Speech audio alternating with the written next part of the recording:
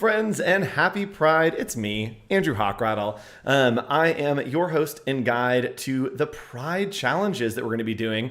Hopefully you are enjoying the Pride, whether you're watching it on a playlist or you're watching it live on Adobe Live. It's great to have you here. We're going to have some fun and we're going to learn some stuff. We love learning here on Adobe Live, especially a little bit of history. If you know me, you know I love history. I'll intro. Hi, I'm Andrew Hochradel. My social handles are just hoch.co, HOCHDOTCO, and I have taught I've taught history of visual communication for about 8 years, history of photography for a while, and then I've been doing design for 20 some years. So I love teaching history, and we are doing Pride, which is another thing that I absolutely love. And I wonder if the green on my hat is keying out right here. I've got a little rainbow teeth up there, and I'm pretty sure the green will key out because this isn't a real bedroom. I'm full of lies. All right, so let's go ahead and hop into our challenge for today. If you want to get involved, you can do that right here, behance.net/challenge/design. And we are doing a week of Pride challenges. If you scroll down, you can see all of your source files. They're also down in the description right below me, but you can grab them here. And today we're going to be creating custom stickers for Trans Pride. We'll be creating stickers for really all Pride, but we're focusing a little bit on Trans Pride today because of the person we're learning about from history. So let's hop in to our Illustrator file. And today we're going to be pretty much just in Illustrator. We may hop into Photoshop, but with these design challenges, there's no rules. So you may be in Illustrator, Photoshop, wherever you want to be there and design in that program. All right, so let's hop in and yes, the key, it's not a real room. That's actually my old apartment. So let's hop in and let's talk a little bit about history. Oh, I'm not on the right page here. All right, so let's talk a little bit about history before we hop in and get some context for what we're working on today. So today we are going to be inspired by the indomitable Marsha P. Johnson. And when I tell you what that P stands for, you're going to be like, this is the greatest person of all time. So Marsha P. Johnson was one of the leaders of the Stonewall Riots, really one of the founders and beginners of the gay rights movement. So huge advocate for LGBTQIA folks, over 25 years. Unfortunately, passed away in mysterious, untimely kind of death, but the legacy continued. And she founded the first shelter for LGBTQIA plus in North America in 1970. And listen to this. The first trans woman of color to lead an organization in the United States. So absolute trailblazer. This is what that P stands for. Marsha P. Johnson stands for Pay It No Mind. Can you imagine having a middle name that's just Pay It No Mind? And just a couple quotes to kind of inspire us as we go in today. History isn't something you look back at and say it was inevitable. It happens because people make decisions that are sometimes very impulsive and of the moment, but those moments are cumulative realities. I love that quote. And another quote for us to inspire as we create some stickers to celebrate Pride. No pride for some of us without liberation for all of us. Pride is for everyone. So let's hop in and let's make some Pride for everyone by creating some stickers. Our challenge today is to celebrate and support Trans Pride by using typography and offset effects. Then export your designs and share your Pride. We can use these maybe as stickers on Instagram. We also could probably use them as sending to friends, supporting. If you're an ally, welcome to the stream. We're gonna make some stuff today that you can send to your queer friends and celebrate with them. So let's hop in, and I am just going to type out some type to get started, and then we'll start applying effects and really make it into a sticker. I'm gonna do Proud to Be Me is going to be the start. And I'm going to use the type tool right here to just type this out. I'm going to type out proud, and we're doing all caps, to be me, exclamation mark. All right, love that. Let's find some type that's a little bit better. We want something bold, and I'm just going to scale that up. We want something probably a little bit bold, so we're going to use the type tool by hitting Control T. And from here, we can do the drop-down menu and filter by classification. I want a sans serif that is very thick.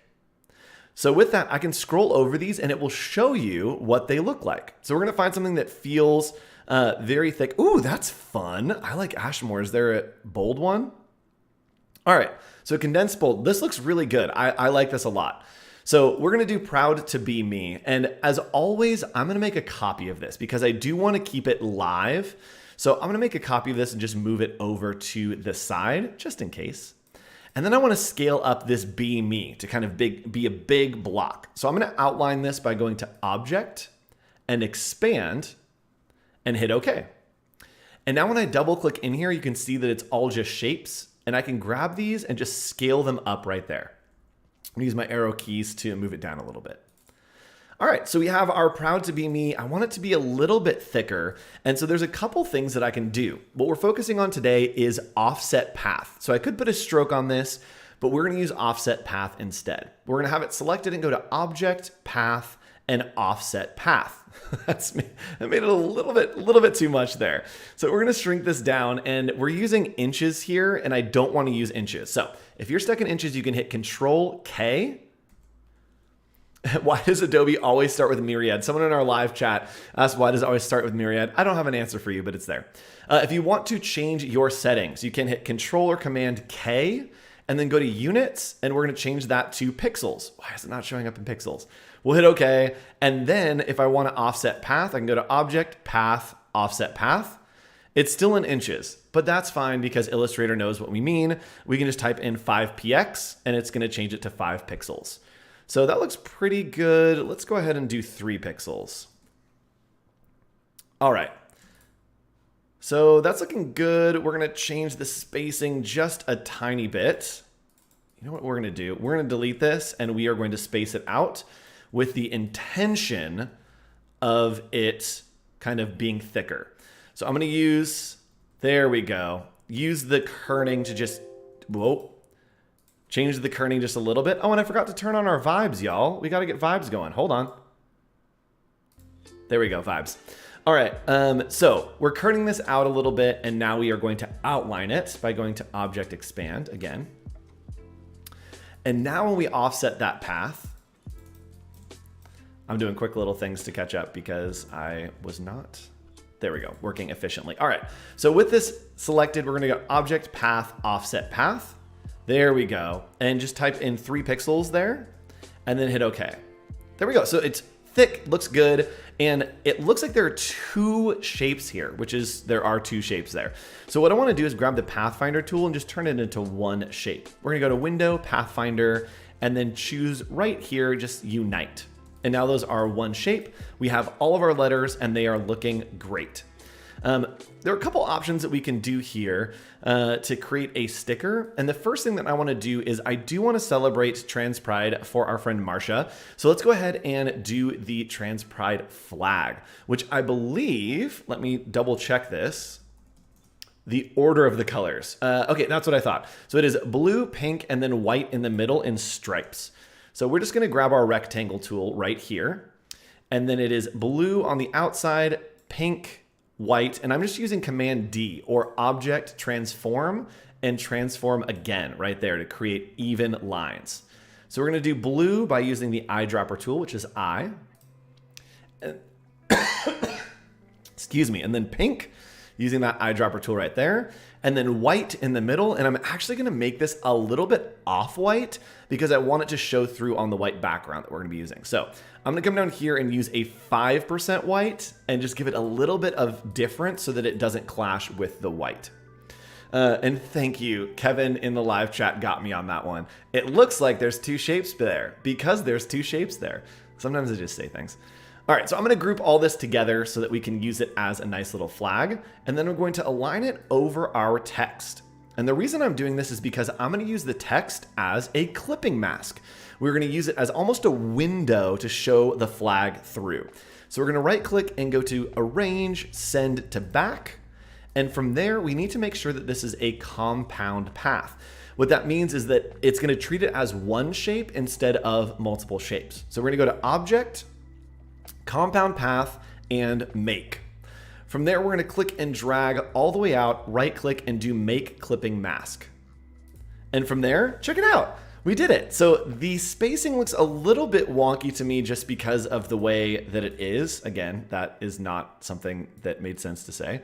I want the white to overlap a little bit more right there. So I want it to overlap the letters a little bit more, and that looks good to me. So there we go. We have created a nice little sticker. We've got the flag in there, and you can put whatever flag you want in there, depending on what your flag is. In one of our last challenges, we talked about the power of flags and how they're symbols for people to rally around. So however you feel that you want to identify or make a flag, you can make your own flag if you want, but create a flag and put it into that type. Looking good. So next we are going to offset this to make it a sticker. And the way that we do that is we are going to go to Object, Path, Offset Path. Let's make it weird because I did something wrong. That's what I thought. Okay, cool. So what I did wrong is I made this a clipping mask and I don't have a copy of the original type. Always make a copy. If you don't, we can double click here and then we can select it, and you can see up in our options, we can either edit the clipping path or we can edit the contents. Editing the contents will change the flag, but we want the clipping path, and then I'm going to Control C to copy just the path, and then we will Control V to paste that path, and now we have our type back. There we go. So we're going to align this back up right there, and now I'm going to offset this path just using white. So we're going to go to Object, Path, and Offset Path. We're going to make it pretty thick right there. That looks pretty good. And we're going to hit OK. So now you can see that we do have those two shapes because it is two shapes. And we're going to unite them one more time. So let's change this to a color so we can see what's happening here. I'm just going to make it this dark blue. And when I send it to the back by going to Arrange, Send to Back, there we go. So we've got this outline there. It's looking pretty good, but I want to fill in some of these spaces. Now, with some of the spaces that are trapped, which means they're not connecting to the outside, we can use the direct selection tool to grab one of the anchor points and then just hit delete, and it will go away. It will delete that entire point. So delete, delete, gone, and then over here, delete, delete, gone. Now something down here is a little more complicated. We're gonna need to grab a box, just a rectangle, and we'll click and drag that so that it lines up right here with the bottom. And from there, we will select our purple in the background and then use that Pathfinder to unite it. And then one more time, we will transform and, arrange and send to back right there. So that looks pretty good to me. And we're gonna make it white in the background there. So full white. Now to add the sticker effect, what we're gonna do is we're going to go to Effects, Stylize, and Outer Glow.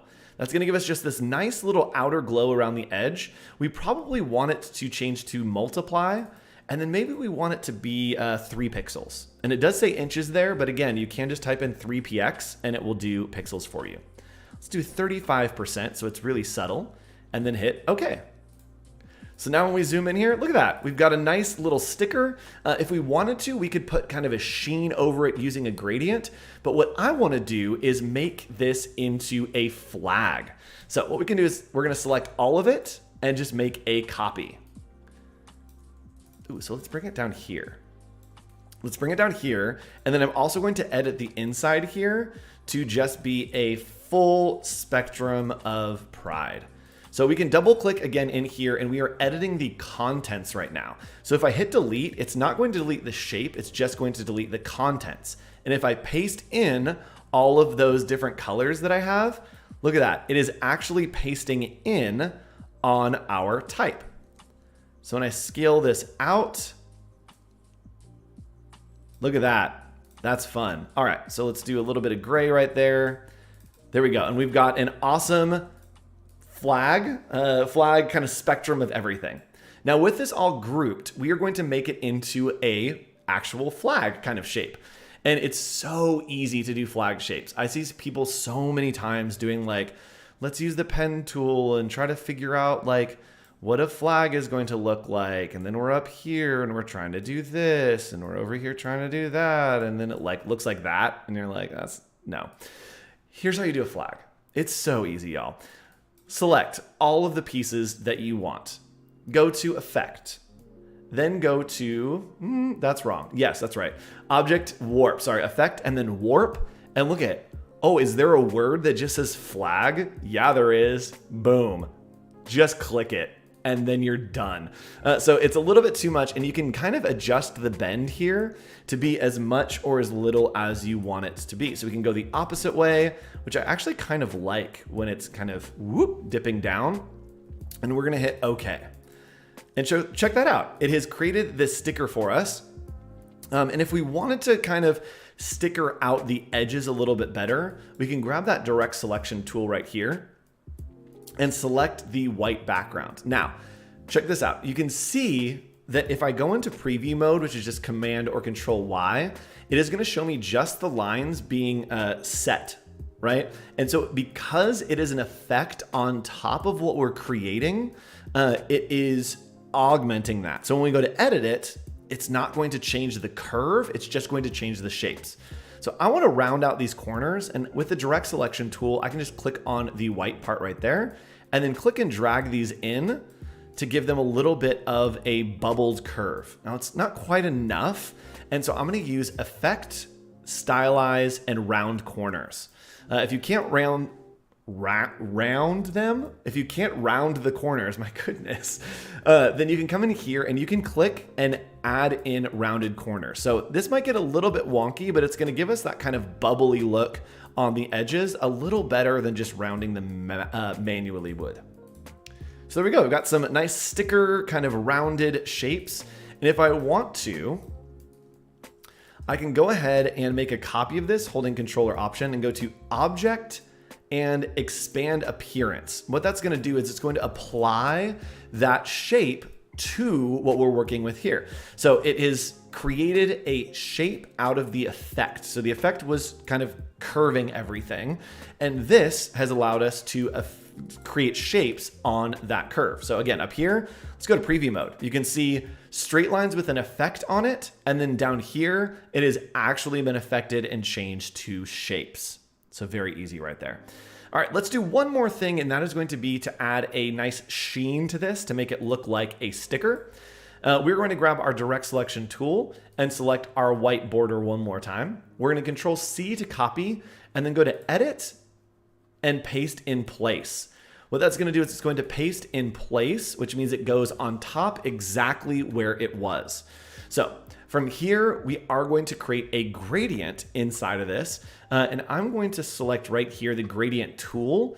And with this selected, I can click and drag on the gradient tool right there, and it will create that gradient for me. So maybe I want to do, let's do a radial gradient. And here you can click and drag. You can see that that's just dragging the lightness and darkness on either side. And then I also can add points by dragging this in. And then right underneath, we can click to add another point. So I do want this to be, let's make them all white, and then we'll just play around with the opacity to create a shine.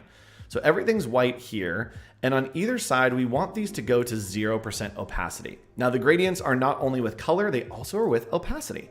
Not a lot of people know that. So you can play around with the opacity, and then to simply change the direction, you can just click and drag.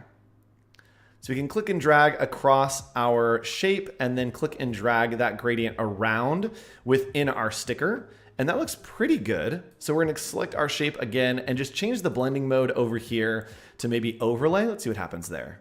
Don't love it. Soft light? Don't love it.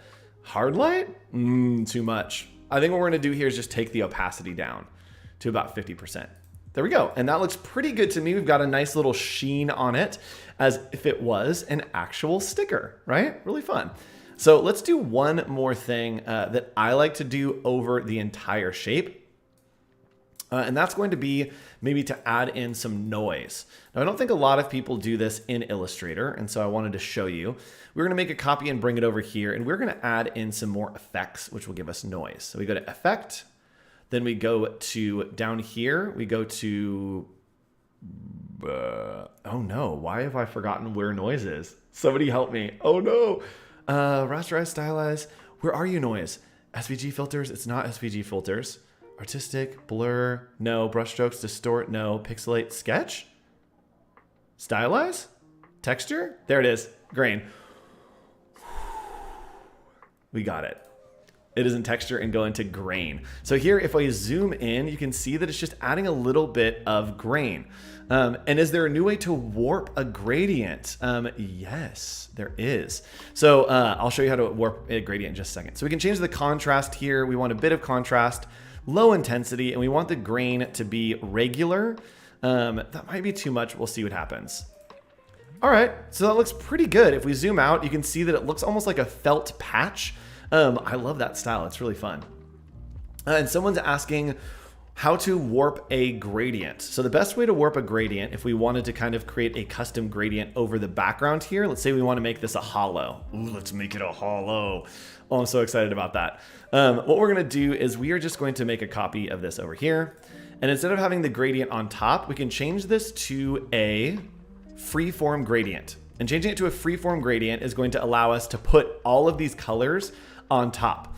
And so if you want to kind of mesh something, you can just click, and we're just going to add in some nice kind of hollow kind of vibes. I don't know what hollow would look like. There's always a little bit of green. There's always a little bit of blue maybe.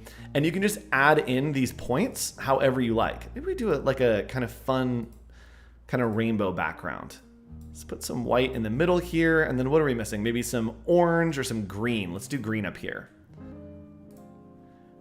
So you can, we don't want green and red. So red and green, this is a little tip for you. Red and green should never be seen. That means that they should not be next to each other.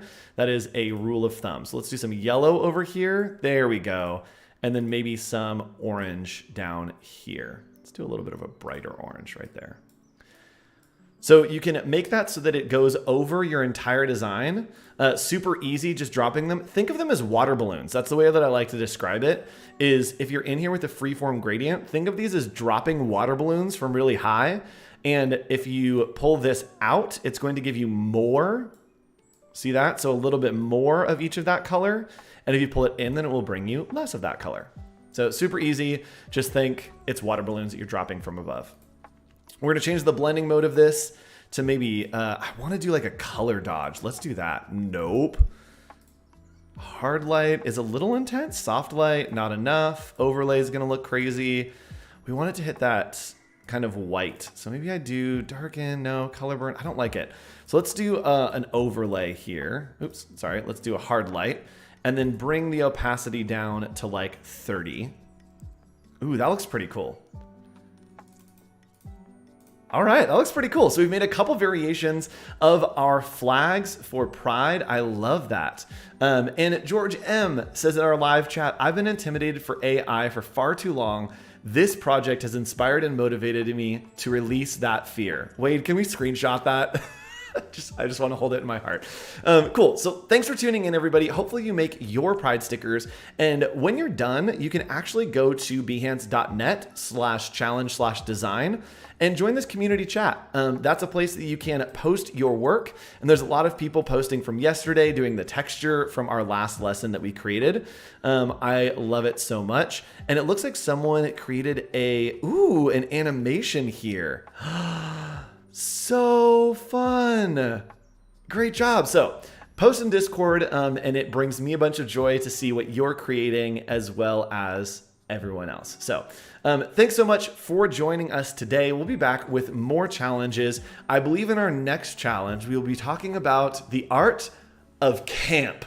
It's going to be so much fun. If you don't know what camp is, it is, think of Katy Perry in her teenage dream kind of phase, right? Where it's candy and whipped cream and all that stuff. That's camp. Camp is extravagant, and we'll be working in Photoshop to create a composite that encompasses the camp style.